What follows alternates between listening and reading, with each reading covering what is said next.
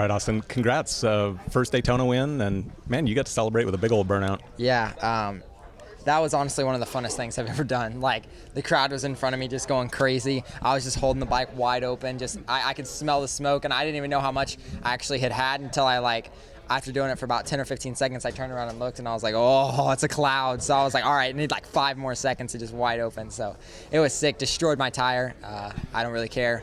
Motor probably needs to be went through. I told my mechanic, I was like, you need to go through that motor. Held it basically on the limiter for 20 seconds. So it was awesome. Solid race. Track was tough, kept you on your toes.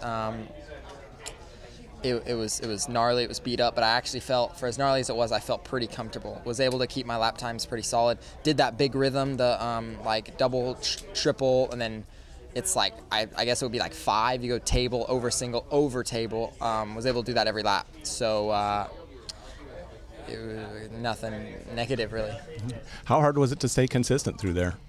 Honestly, I jumped into the tough block on the second lap when I was next to Justin Cooper. He cased it and got sketchy, and I jumped left, and I almost landed on the tough block. So that was the only sketchy time I did, but I got it every single time I did that rhythm. So I was really pumped about that because I wasn't sure about it, but I was consistent, and honestly, I just would hit it basically the same spot, same speed, same technique, try to do everything the same every lap, and it seemed to work.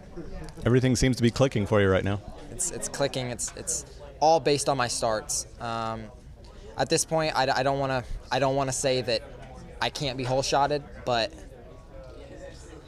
my starts are awesome. Like, I mean, they are. They're straight up the best that they've ever been. My bike's a rocket ship. My starts are amazing. Just the whole package. That is definitely where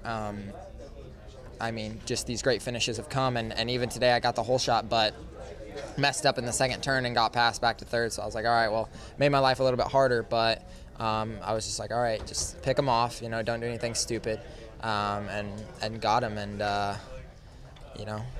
it almost feels good to have to do that because I haven't really had to pass anybody this year.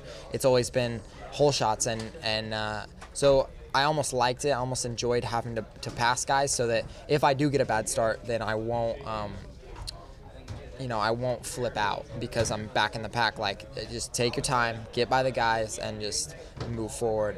Just stay calm and collected. You guys pretty much lined up on the gate the way you qualified from the inside out. How important was that qualifying? I mean, I knew that the inside gate, the first or second gate, was going to be, that's where I started. Every time I started off even in the third qualifying session in practice, I started on the second to inside gate, and I hole shot that, I think. So that was it. It was first or second. I wanted to be as far inside as I could be, just because of the way that the gate was set up. That was the best gate. So I really didn't even have to think. My mechanic was like already up at the line with the bike, and I just walked up and I was just like, yeah, first one. I mean, it was pretty simple. Just with the way that the turn was and the way the gate was set up, if you got a good jump on the inside, you could control it. You could push everybody to the tough blocks if you wanted to.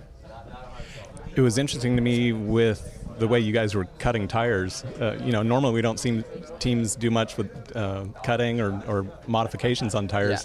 Yeah. Whose idea was it? Did it help you out? Yeah, it was my mechanic's Ollie's idea to cut it, because I think that's what we did last year. We cut the tire a specific way just because it was so loose. It was like a sandy, but you didn't want to really run a paddle tire because it was hard pack in a few spots. So we kind of made a bit of a combination of it, and it seemed to work out great. Got off the grate really well, and was good everywhere on the track. Obviously in the sand, a paddle would have been a little bit better, but then it would have been worse in the hard pack spots. So I wanted to run that tire that I've been running all year, and that's exactly what we did. Just modified it just a little bit for the sand. It's interesting because I think it kind of caught the attention of some of the other teams and riders. I don't know if Psych was involved in there at all, but it seemed to work that way. I don't know.